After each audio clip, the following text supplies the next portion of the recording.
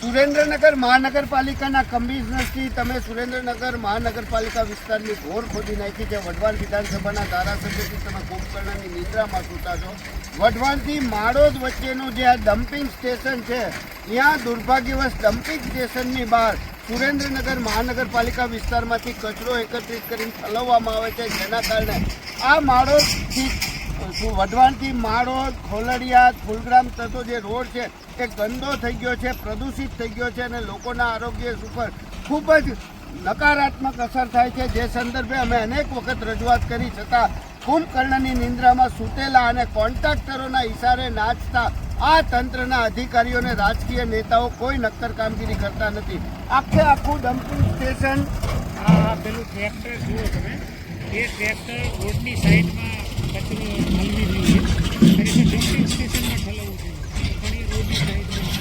અને જે ટ્રેક્ટરો ભરાઈને આવે છે, એ ટ્રેક્ટરો પણ અધૂરો કચરો લઈને આવે છે, અડધું ટ્રેક્ટર ભરાય છે.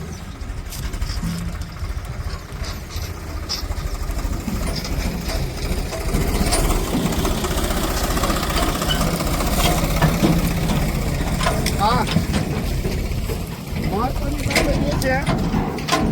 બાબત એ છે કે સુરેન્દ્રનગર મહાનગરપાલિકાના ટ્રેક્ટર હોય કે કોન્ટ્રાક્ટરના ટ્રેક્ટર હોય, આ રીતે અધૂરા ટ્રેક્ટર ભરાય છે અને પૂરા કહેવાય છે.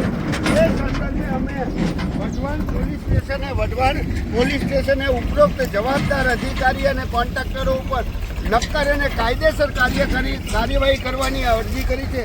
જે સંદર્ભે હજી વઢવાણ પોલીસ સ્ટેશન દ્વારા કોઈ પણ જાતની નક્કર કામગીરી કરવામાં આવી નથી, જે ખૂબ દુર્ભાગ્યપૂર્ણ બાબત છે. પરંતુ પોલીસ અને તંત્રને અમે સ્પષ્ટ કહી દઈએ છીએ કે અમે ઉપરોક્ત બાબત નક્કર કામગીરી કરવા માટે પ્રયત્નશીલ રહેવાના છીએ.